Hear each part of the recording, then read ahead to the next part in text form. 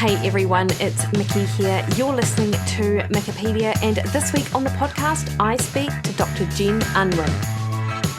So Jen is a clinical psychologist and a self-stated food addict, and unsurprisingly, that is the topic of conversation that we have today.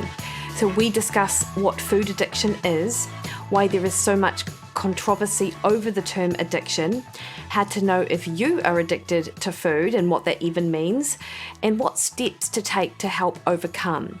Jen has over 35 years of experience in her field, and she's really taking the helm with her colleagues in this space to get a consensus on food addiction and potentially also reduce any stigma that might be attached to it.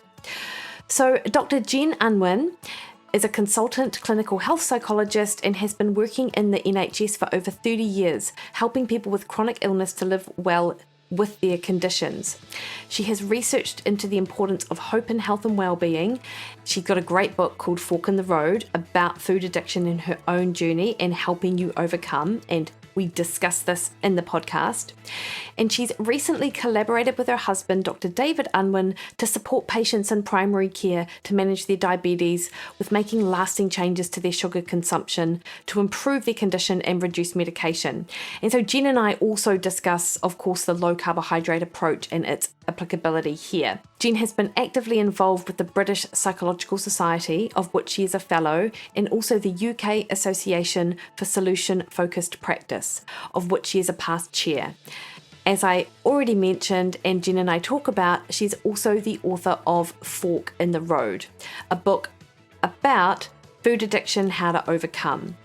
So I have links to Fork in the Road and to Dr. Jen's Twitter account, and also links to Eventbrite for the International Food Addiction Consensus Conference 2024, which is taking place this Friday. Now, I mean, if you were lucky enough to be in the area and could go along, there are some fantastic speakers, including Rob Lustig and previous guest Dr. Anna Lemke. However, they also have online tickets, so if this is an area of interest to you, I highly recommend checking it out. Before we crack on into the interview though, I would just like to remind you that the best way to support this podcast is to hit the subscribe button on your favourite podcast listening platform. That increases the visibility of this podcast in amongst literally thousands of other podcasts that are out there. So more people get the opportunity to learn from experts that I have on the show, like Dr. Jen Unwin. All right, team, enjoy this conversation.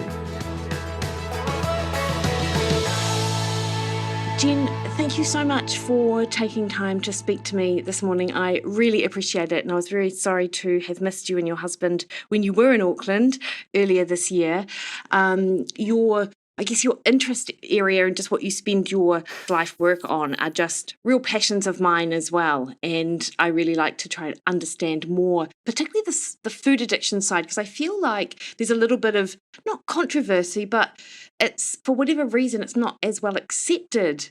So I'm pleased to have some time with you this morning. Can we begin by you going through the catalyst that led you to specialise in the psychology of diet and food addiction? Yeah. Because I know that you've got a bit of a journey. Yeah, totally. Okay, so cutting a long story so it doesn't go on for too long.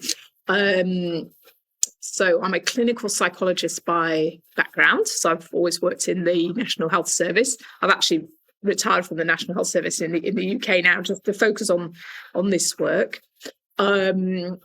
So I've always obviously been interested in behaviour and how you help people to change, and motivation and all of those, mental well-being, all of those kind of issues. And I particularly was interested in the idea of hope. So that's been something that I did my doctorate on, and the importance of hope in healthcare, but also obviously generally in terms of how people adjust to challenges or cope with life. So I'm very interested in hope. And then outside my professional life, looking back, I'd always been a sugar addict. So from very young, I can't really remember a time I didn't really want sugar, wouldn't be looking for sweet treats and sort of thinking about them and wanting them. I just can't remember a time when that didn't happen. So running alongside that successful career was a person who had real challenges with weight management, because I would sort of go through phases where I'd kind of eat whatever I want and inevitably put on quite a lot of weight, and then get to the point where I was so fed up with myself and felt so sort of ill and depressed that I would embark on some strict, whatever the latest thing was. I think I've done everything and all the schemes and groups and diets and so on. So that went on for many years, really, until I did stumble across the idea of low carbohydrate, high moderate protein, higher fat eating. And that was a real game changer for me. I did feel so much better avoiding carbohydrates. But so that was a real step change. And that's what led into my work with David, actually, where we were focusing on people with type 2 diabetes and other conditions at his practice. We worked together on that. But for me personally, it didn't seem like the whole story, because I could still really overeat on certain foods, or I did that thing that a lot of people, where you go down the rabbit hole of keto baking, and it's still low carb, but it's got all these sweeteners in it and stuff like that, and nut flours, and I could really overeat all of that stuff. So time goes on, and I get to about maybe 8 years ago, and I'm listening to Bitten Jonsson, who's, I don't know if you've come across her, but she's from Sweden. She's a registered nurse, and she's specialised in food addiction for the last kind of 30 years. She's sort of one of the people in the world, really, who started talking about this, and is very clinically skilled. And there was some videos of her on Diet Doctor, the website that we often recommend to people when we're saying, go low carb. There's loads of recipes here. They'll kind of explain what you need to do and why. So I was watching some videos of her on Diet Doctor website talking about her work and talking about this concept of sugar addiction. She particularly calls it sugar addiction. And I just recognized myself totally in what she was saying. So that was the real kind of epiphany moment. And I went to train with Bitten.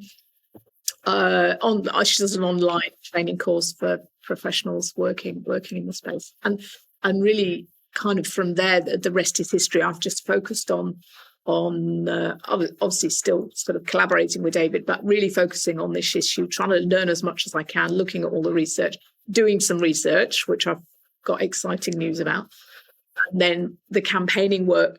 And much of this I do with a colleague called Heidi Yaver, who I met when I was training with Bitten. And she's a nutritionist based in the UK at the moment. And we're currently working on getting together a consensus between all the clinicians, researchers, and other people working in this space on what's the nature of this thing, what should we call it, what's the research that's out there, what more research do we need, etc., etc. So we're focusing a lot on that sort of campaigning work, although we do still do, Heidi and I do retreats for people with food addiction, so that they can sort of get a grip on it, and aftercare and so on. So yeah, so that's it in a nutshell, really. It sort of started from a personal experience, and then also witnessing in David's practice, how incredibly well people do with low carbohydrate if they're type 2 diabetic, even type 1 diabetic, have obesity, other sometimes mental health problems. And, they do incredibly well. And yet still people struggle. You'll have seen this yourself. Proportion of people struggle to stick to it, even though they feel so much better. So they'll go ahead and sort of sabotage their progress. And that's interesting. And it's interesting to be able to explain to them why they've done that, because people are mystified by their own behavior, as I was a psychologist. I was mystified by my own behavior that was sort of self-harming, and other people are too. But once you see it through the lens of addiction, it all makes sense. So we do quite a bit of this work with the patients with diabetes as well. Amazing. And I think some of those things that you mentioned, Jen, I imagine there'll be a lot of listeners who will recognise some of those behaviours that you mentioned with food, or just ways of thinking? Because I often think that you don't know what's normal and what's not normal out there when it comes to how you are around food and how you should behave. And of course, there are a lot of messages, particularly in my field, of how we cannot call food good or bad. You cannot say that food is addictive, that there must be this moderation is balance, and all of these words are thrown around, which they're actually thinking about the individual and what's balanced for them, and what means moderate to them, which is why your work is so important. Yeah, no, that it's a great point, and you're right. There's that particularly in the eating disorders world, there's this idea that recovery, it looks like people being able to eat a bit of everything in moderation and not worrying about it, not obsessing about food. But the problem with that for a food addict is they'll never be able to eat certain things in moderation. So whatever their, in quotes, drug foods are, and they're usually things that are high in refined carbohydrates, sugars, often combined with fats and salts that give, that have this sort of real potential to light up the reward centers. And some of us have this kind of, overblown reaction to those foods, and will just never be able to eat, let's say, biscuits, cookies, cake. I'd never be able to eat that in moderation because it would just light up my reward center. And then that craving and that compulsion to eat more is kind of I can explain why it happens in the brain, but it's kind of out with my conscious control. I'm so driven that at a pre-verbal level that I will carry on reaching for those foods, even though I've decided not to, or wishing not to do that. Logically, I'm still driven to do it. And that's why, we try and explain to people, it's not their fault that they behave in this way. But once you've understood it, as I say, through this addiction lens, then you know what you can do to keep yourself safe, and to sort of not prey to that. But it's kind of an evolutionary, it makes sense from an evolutionary point of view, from a survival point of view, driven to eat things that are going to help us put on weight and survive the winter. We're literally sort of driven to do that at a very fundamental level. But once you have all the right information, it's really possible. It's really possible to recover. That's the hope. That's the hopeful message that I really want everyone to hear, is that it is an incredible struggle, and people feel very ashamed and tend not to talk about it.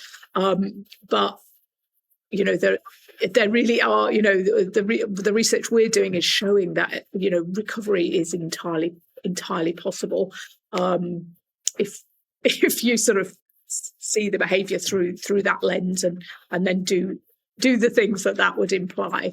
The cravings and the other symptoms of food addiction will lessen. A bit like type 2 diabetic, you'll always be a food addict in the background, but if you abstain from those foods, essentially, then the symptoms go away at least.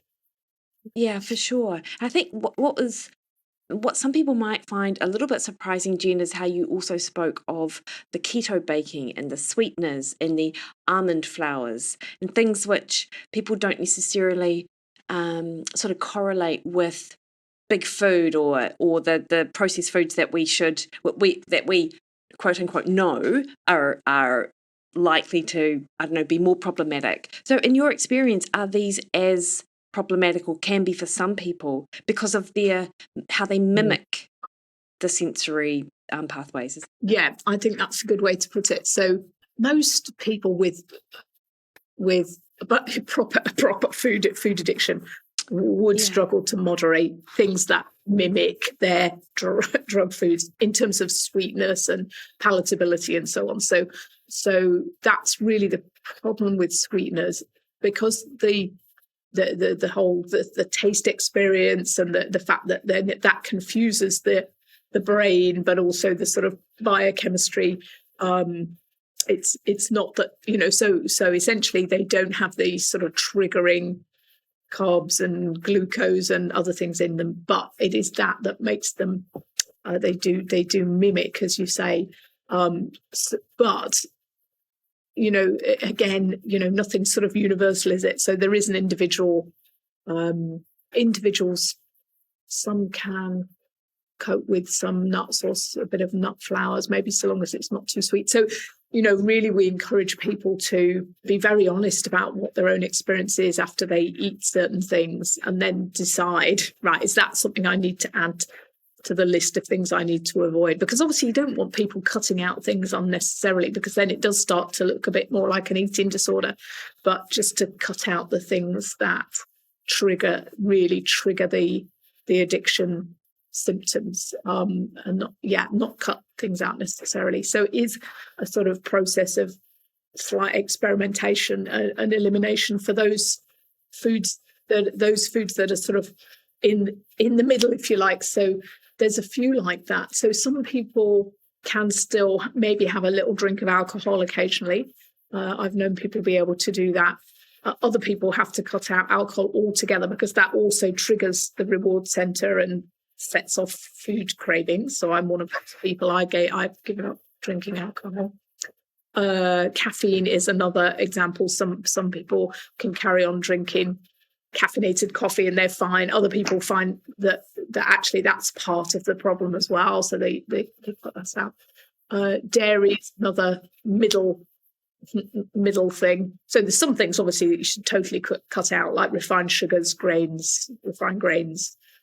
But there's some things in the middle, like dairy and nuts, that some people struggle to moderate or have increased cravings for. But other people can have a few nuts, or have some dairy.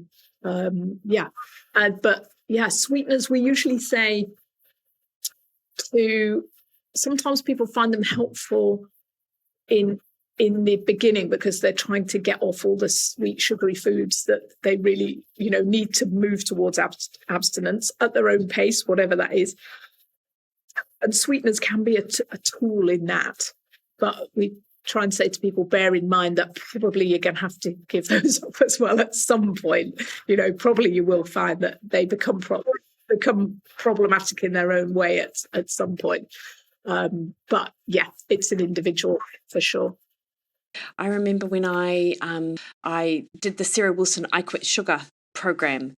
Well, I didn't do it properly, actually. I just went, I really need to give up all of these sweeteners and sugars. And I remember after about 10 days, blueberries tasted incredibly sweet to me, which prior to that, they'd been quite bland, and a lot of food were like that. And is that a normal experience of someone who goes through the elimination, Jen, in your experience? Yeah, totally. You start to taste the sweetness in things that really had no idea were sweet at all, like almonds or milk. So milk's one where, we actually know that there's in every 100 mils, which isn't very much really, there's a teaspoon of sugar, and you start to really taste the sweetness in milk, for example, which would never have occurred to you. And the other thing that always really surprises people is that suddenly their toothpaste starts to taste incredibly sweet, because it has got some sweetness in it. So yes. At the end of the day, you're brushing your teeth.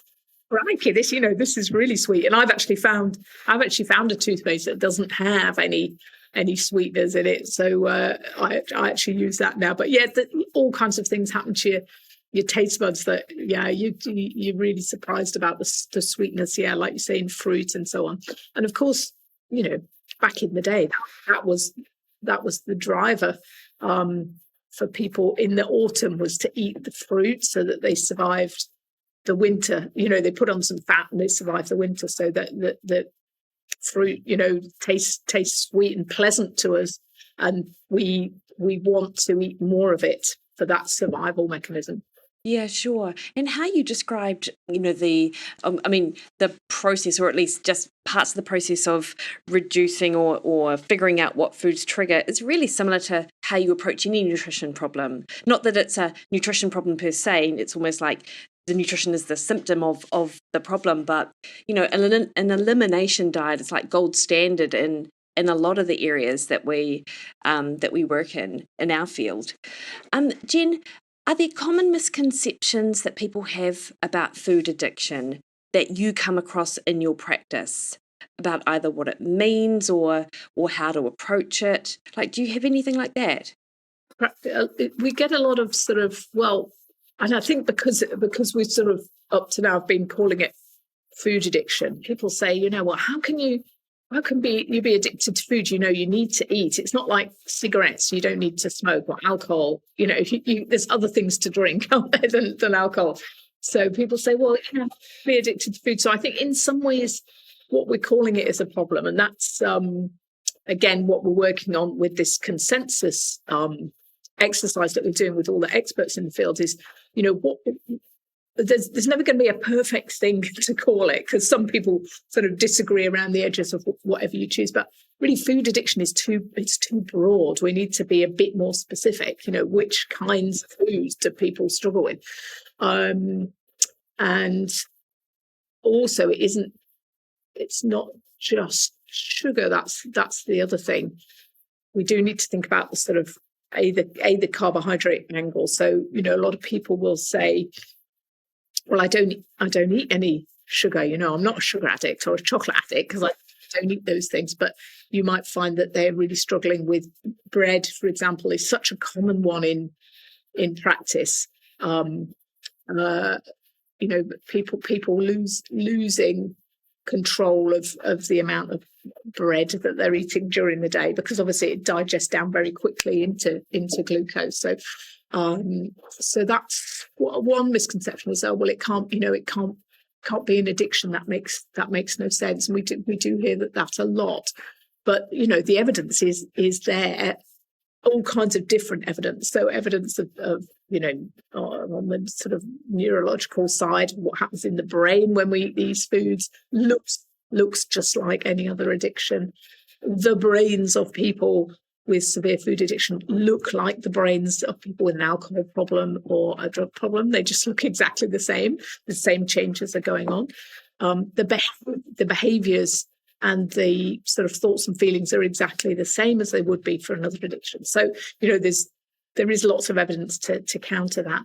I think also it's because I think I mentioned before that people feel a bit ashamed of their behaviour. So it's not something that they talk about very openly, that they've lost control of their eating. So, other people say, well, I don't know anyone with a food addiction, but that's because those people aren't talking about the fact that they have to, they throw something away because they don't want to eat it, and then later on they're going in the bin to try and find it because they've got such strong cravings. It's not the kind of thing you sort of, we talk to your family about necessarily, or your friends. It's very secretive. So that's what I often say. That's why you've not. We often get pushback on social media. Well, I've never known anyone just eat pure sugar out of the bag, but that's because you don't know anyone who's talking about it. Yes, people. I've done that. So that would be one kind of pushback. I think just sort of denial of it, and I think that's also partly because nobody's very neutral about food, are they? We all have these very sort of emotional responses when people are talking about food and the kinds of things we should eat, and we all like the kinds of things we are eating, so we don't want to change it. Quite a few people obviously probably have a bit of because it's on a spectrum, they have a slight addiction to some of those foods if they're ultra processed foods. So they don't want to be challenged about that themselves. And that's what you find when you're helping people to try and change their own behaviour around these foods. They often get a lot of pushback from friends and family who don't want to give up those foods themselves. And it's not that you're asking them to even. It's just that the fact that you're doing it or trying to do it, they find sort of challenging. So they'll not maybe in a conscious way, but they try to sort of undermine your efforts. I mean, you've probably experienced that yourself a lot in practice, that can happen. So yeah, it's an interesting thing, isn't it? It's almost like people feel like you're putting a mirror up on their behaviours when you're changing something about yourself, because they then start to think about what they do and they start to question it. Whereas it's interesting what people take personally with nutrition that actually isn't personal to that person at all. It's actually the person themselves. It's someone else's journey. I find what you said about dairy super interesting, actually, Jen, because people talk about being addicted to dairy. And when I, as a clinician, talk to particularly, women of, actually during perimenopause, it can be really helpful to give up dairy because of the sort of the consequences of having it throughout that phase. And it's like you're asking them to chop off their arm. Like there's just this thing about dairy that people find incredibly difficult to give up. Do you have that in your practice as well?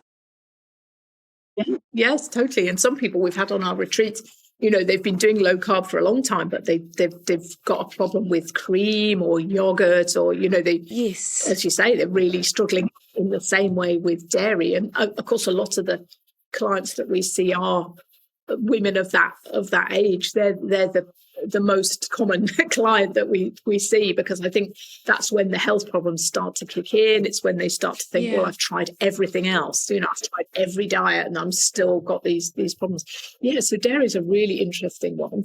And of course, I think that the thing there is that when you don't often get in nature these combinations of carbohydrate and fat and protein. That's quite a rare thing. Either usually it's a vegetable and then it's sort of carbohydratey, or it's a piece of meat and fish and then it's proteiny and fatty. It's not that you get those combinations. Whereas in dairy and nuts, you've got those combinations that are very moreish. And have you come across Ken Berry? He's a doctor in the States who talks about the proper human diet. Yeah. Right. Ken's very good on the topic of dairy. And he says, of course, we're the only species on the planet that eat dairy as adults. All other animals, it's for babies and nursing and getting them to put on weight and to eat so that they put on weight. That's what milk is for, and that's where obviously all our dairy then comes from. It says, well, we're the only species that eat it as adults, and it is a growth food. It is designed to be easily consumable so that babies grow and put on weight. So it makes sense. And then I don't know all of the information on this, but dairy and cheese in particular, you can get converted into morphine-like substances in the gut. And then, of course, that can be a little bit addictive, because if people are very stressed, or they may be in some pain or whatever, there's that tiny bit of relief when if you're having that certain people have it more than others. If you're having that response for consuming dairy, it's going to be reinforcing, so you're going to repeat that behavior. So there's interesting sort of things that go on in the body when we eat dairy that are a little bit different, but they do have that ability again to light up the reward center. And also there's something about certain textures that people with food addiction get to like. So one is sort of crunchy things, but the other is that sort of the smoothness of cream and dairy. It's sort of comforting, isn't it? And that sort of mouse feel. That can be another factor as well. There's lots of different factors that sort of play in. Another interesting one is the stretch receptors in the stomach.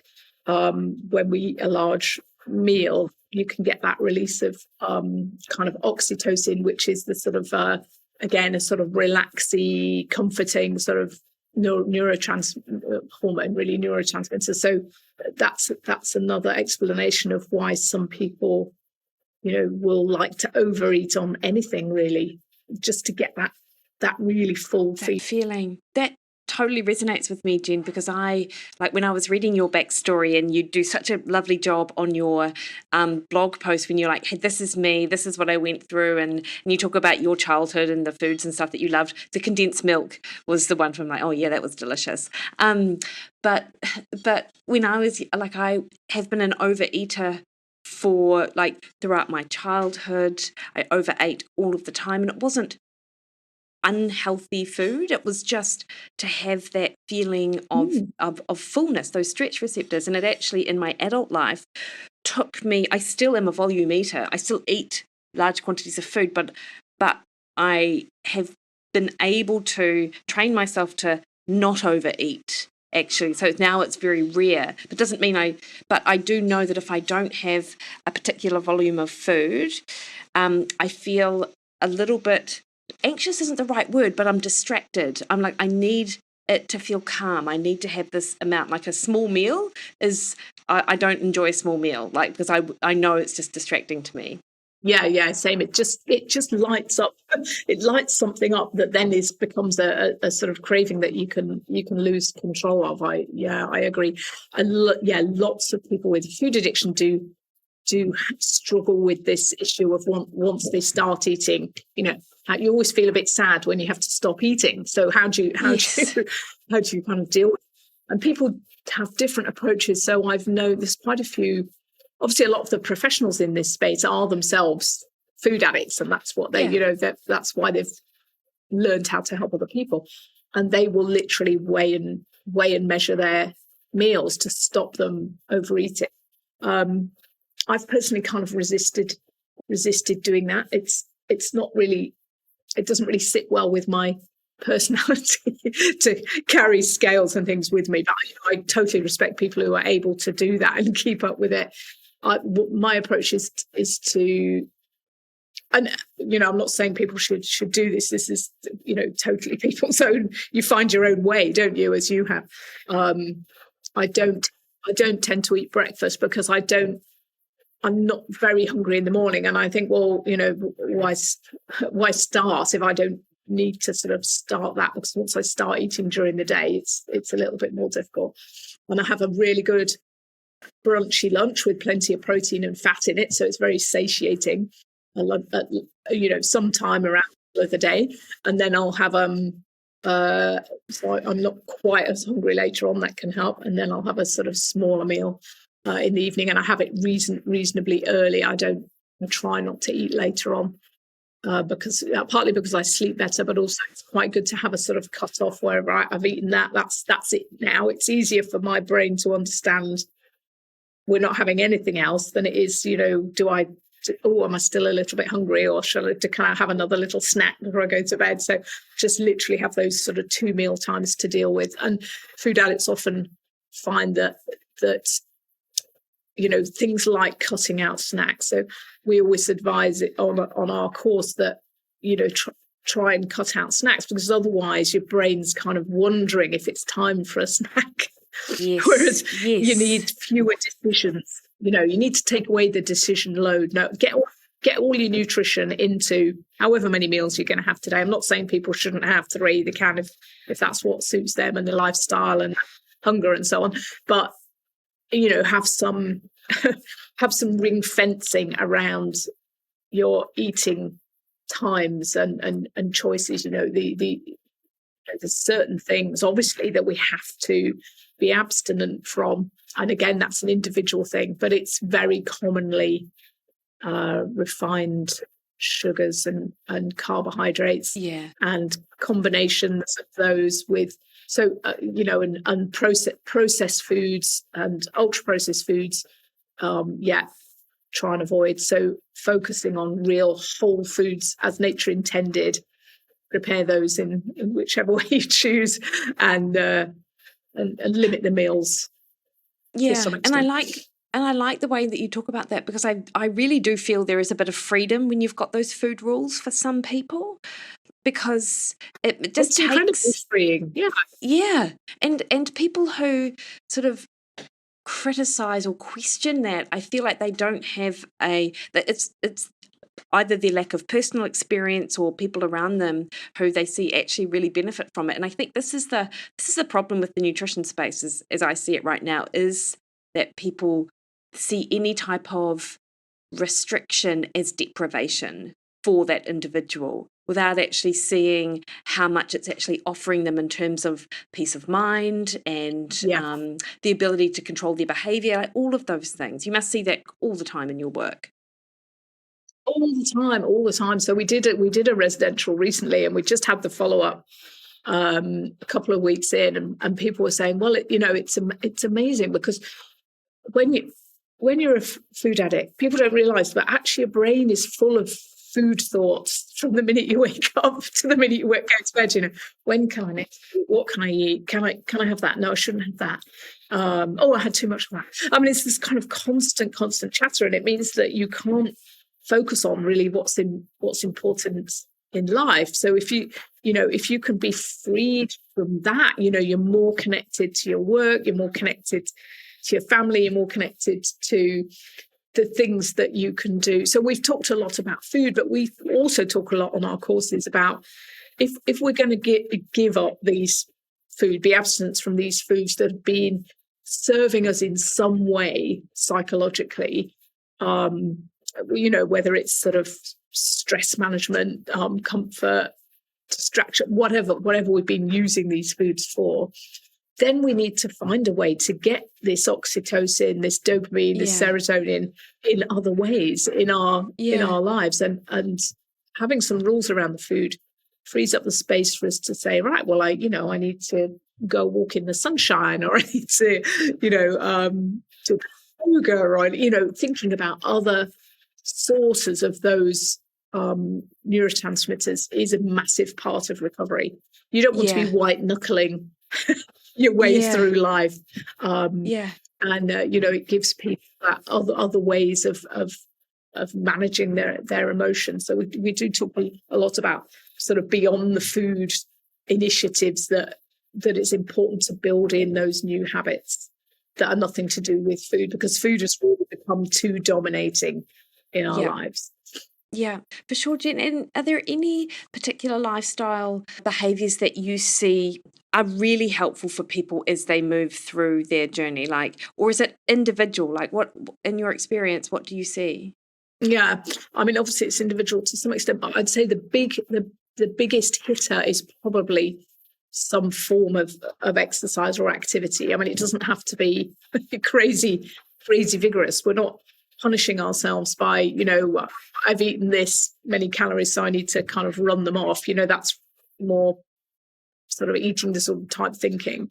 So, but it's building in some physical activity during the day, preferably outside if we can manage it. And, oftentimes, it can help to maybe do that with someone else, or if you've got a dog, or, whatever. So exercise hits all the markers in terms of you're going to get those endorphins, you're going to get dopamine, you're going to get serotonin, particularly if you go outside and you're getting the sunlight in the morning. That's really important. So I always like to encourage people to think of, we are animals at the end of the day, and we have evolved a certain way.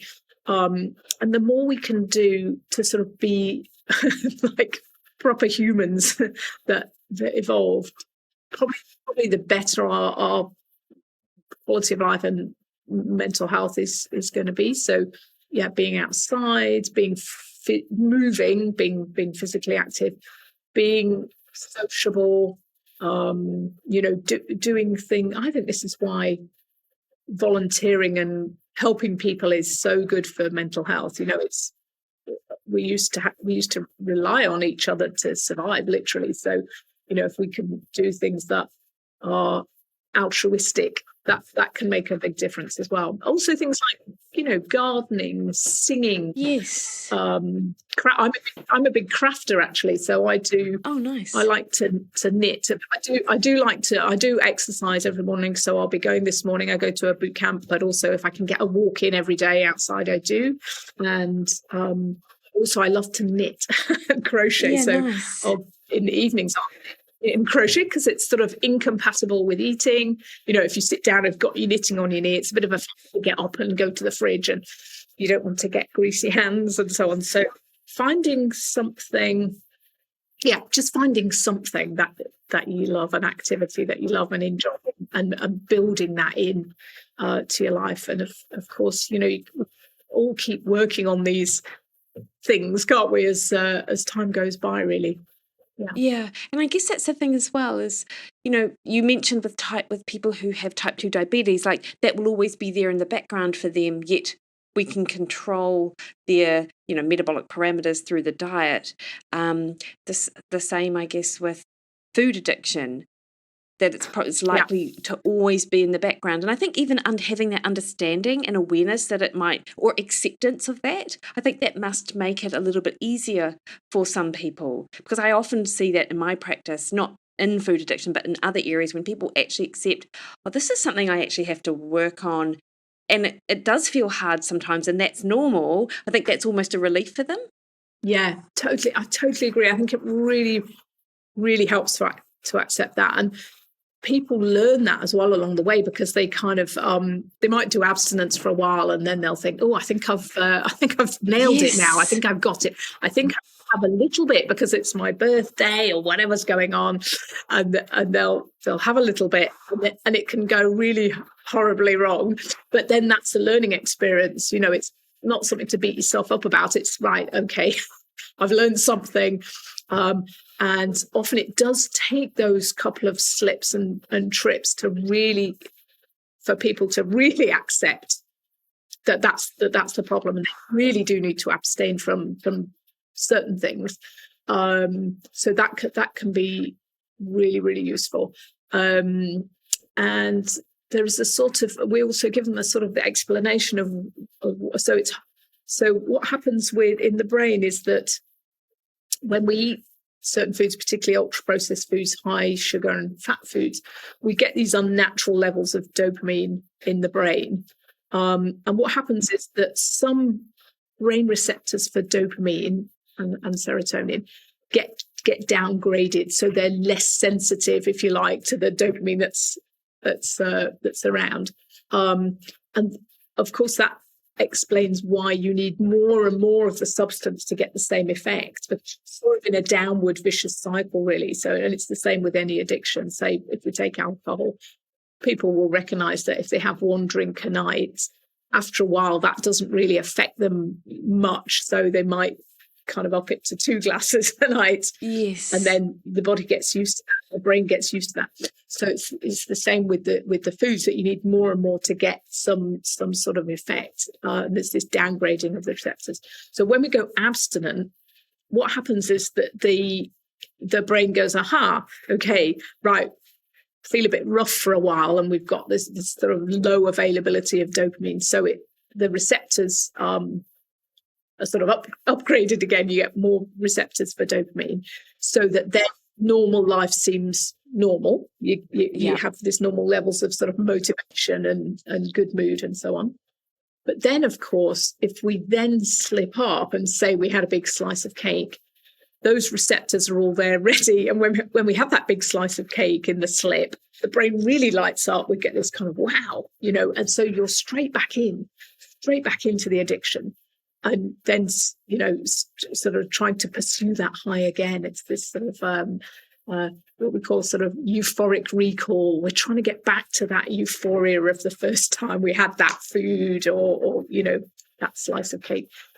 And you're chasing it down a rabbit hole, and life becomes more and more restricted. So I explain a little bit more about that in the book. But, there's things going on in the brain that explain all of our experiences around food addiction. Jen, a lot of the stuff that we've been chatting about, I can imagine there'll be people listening going, oh, that sounds a bit like me. Oh, I sounded a bit like, so they may, as I said earlier, but again, with all of this other information, sort of resonate a little bit with this. How do you know if you are food addicted, actually?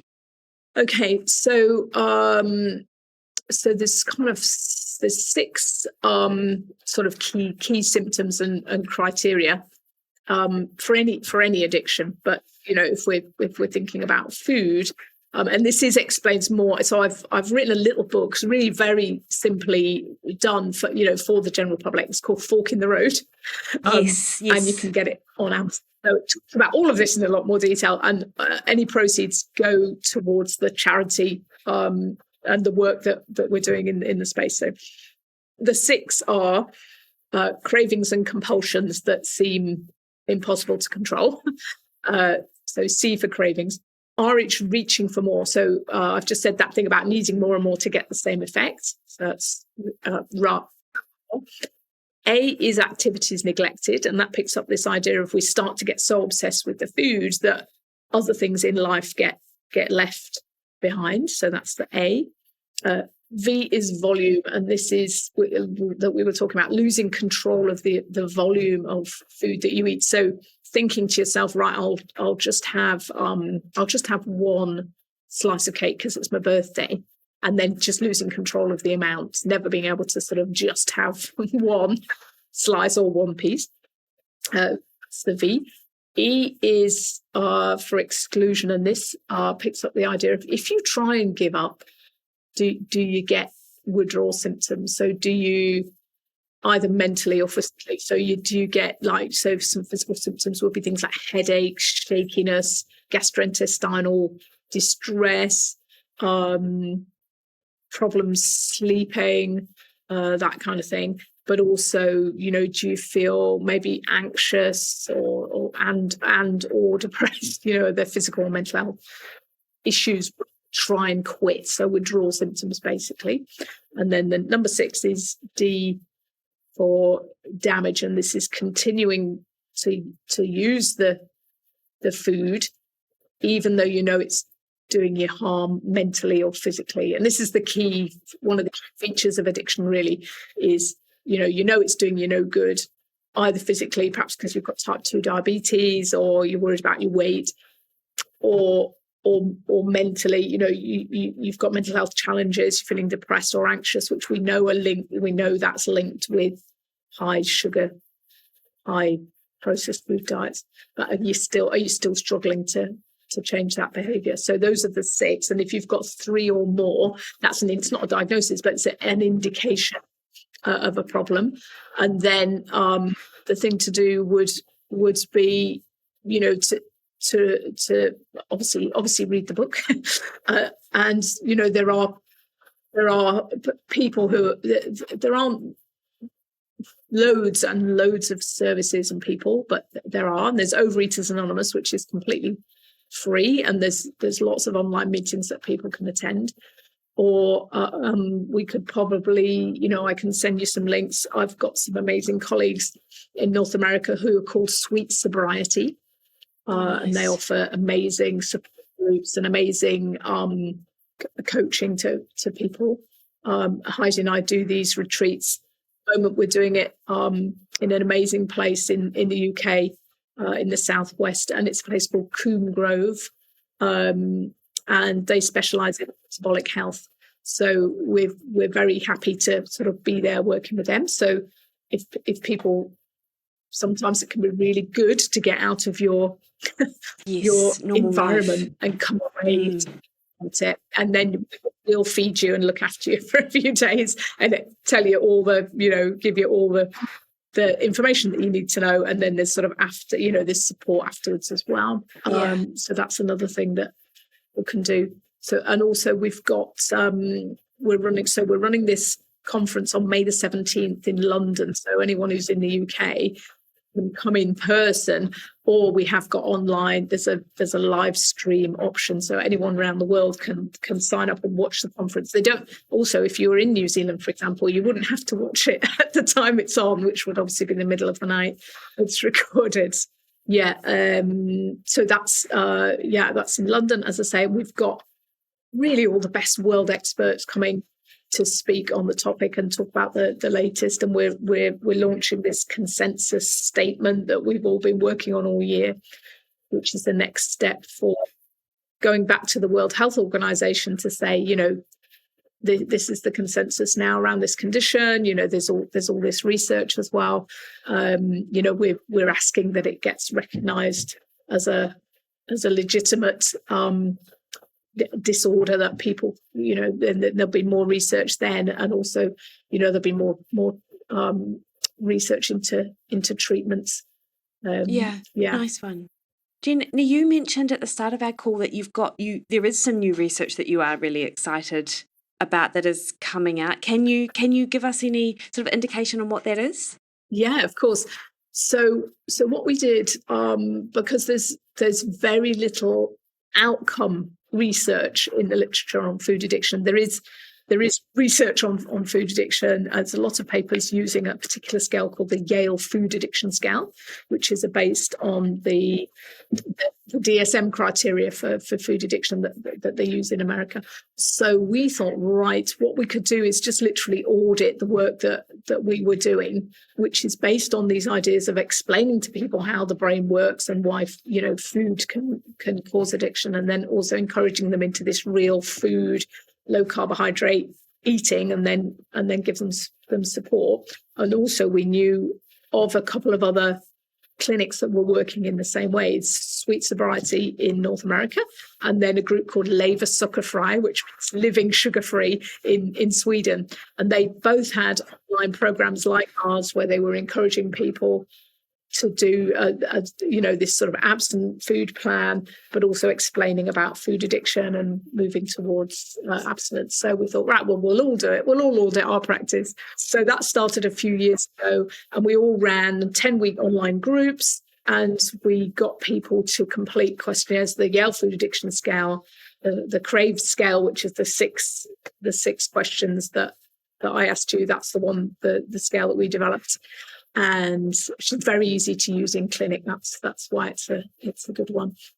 Quality of life, a wellbeing measure, the Warwick Edinburgh mental wellbeing scale, and obviously things like weight and HbA1c and so on if they had them. But we weren't so interested in that. We're more interested in the food addiction symptoms.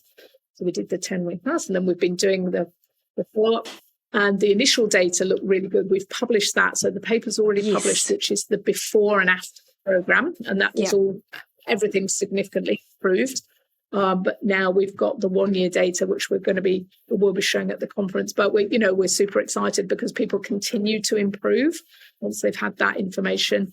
It's all looking really good. So we're basically going to be saying, well, this approach, which works in 3 different sort of cultural settings, does work, is a successful treatment for people with food addiction. So it's super exciting to be able to show that. I mean, it's what we thought would happen, obviously, and obviously there need to be other trials, comparing different kinds of treatments, but it's just the first time really it's been shown that there is a successful treatment for food addiction. And we know that you can treat other addictions, so it's not too much of a surprise, but it is the first time it's been demonstrated. And we'll be obviously writing that up and publishing that as soon as we can after the conference. Yeah, that sounds amazing, Jen. And I think that there's, you're right, people love when published research has the comparison of different treatments, and so we can sort of compare them head to head. But ultimately, I just think at that individual level, you're working with people and you're seeing those real results. And I know in my clinic, just the success that people have, and I'm not even thinking of food addiction, but just how they feel day to day when they make diet changes that sort of align with the approach that you're talking about, the lower carbohydrate, higher protein, more fat, just how they feel on a day-to-day basis. Like, you have thousands and hundreds of thousands of anecdotes, but you're right, it isn't until it's published that it's putting that together, isn't it? Which is so powerful. Yeah, and it does have to be published, and really it mimics the same thing that David and I did with the work for the type 2 diabetes. Yes, it's literally many case series kind of added together gives you, and the fact you can do it in the real world. I think often the problem with these sort of randomized control trials is that you're trying to control so many things, and you're selecting patients. They've only got this problem, they haven't got this problem, they have to be not on this medication, not on that.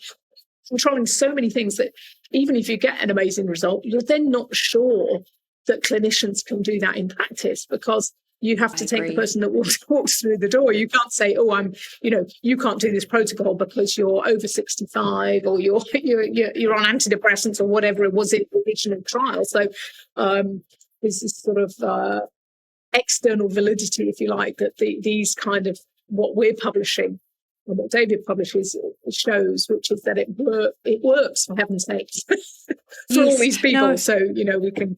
I agree. And I love it that you're sort of bridging that gap between the research and the clinician. And I think that's what makes your work just even more exciting, I think. So I'd be super interested to see that paper when it comes out. And of course, look into the online food addiction symposium that you're running, because that does look super interesting. And there are some people on there who I've also interviewed for my podcast who are just real specialists. So that's, really looking forward to that, Jen. Yeah, amazing. It's going to be an amazing day. Very, very excited. Yeah. So obviously I will put links to that and to your book, Fork in the Road, and your website in the show notes, with some of those other links as well, like the Sweet Sobriety and the Swedish group. Like, it was so great for you to sort of offer up those other resources. Jen, can you just mention for our listeners where they can find you and your work? Yeah, so I hang around on X, which I still can't call X. I have to still call Twitter. Same. Yeah, so I'm on X as Dr Jen Unwin, all one word, so that's easy to remember. DrJenUnwin. And also, our website is, so Heidi and I now call ourselves Food Addiction Solutions. Oh, nice. And we're part of Heidi's charity, which is called the Collaborative Health Community. So I can send you the links to the website. And the other project she's got is Collaboration for Kids, which is a sort of really, the idea of that is, why don't we try and do some preventative work? And that means that young people who've got higher levels of food addiction even than we have need to be encouraged to eat these real whole foods as nature intended. And a massive project that she's doing with, in schools and different settings to try and encourage parents and children to eat real whole foods. Yeah. Oh, that sounds so amazing. And 100% so necessary, so people don't have to go through like 10, 20 or 30 years of struggling with something the way that so many people do. Jen, thank you so much for your time. I really appreciate it. And I look forward to seeing more of your work in the future. Yeah, thank you so much, Mikki. Have a good day.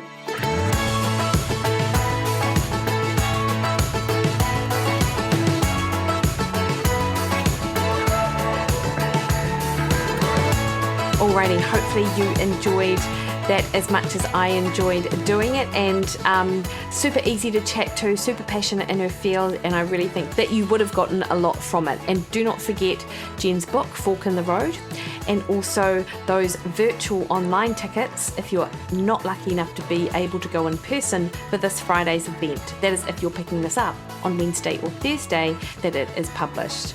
Next week on the show, I talk to Victoria Vieira Potter on menopause and adipose tissue. Super geeky yet informative conversation. Until then though, you might be wanting to join Monday's Matter, and if you do, there is still time to sign up. Go to my website, Williden.com, and you will see a little pop-up box, and there is also a tab for Monday's Matter there. It is my 8-week fat loss program designed around protein-only days, full of delicious and tasty menus. We eat full meals. There's a strength-based program that has been developed by Darren Ellis, who is a regular guest on Wikipedia and a great mate and an amazing functional exercise specialist. And you have the support and connection of hundreds of other like-minded individuals in the Facebook group. And all the while, I'm there to help guide you through it. Now is the perfect time to think about fat loss. Rather than hibernate on your health goals this winter, why not join us and get a head start to the next half of the year? All right, team, drop me a line. I'm over on Instagram, Threads, and Twitter at Mikki Williden, Facebook at Mikki Williden Nutrition. Head to my website, MikkiWilliden.com, and sign up to Monday's Matter there. All right, have the best week. See you later.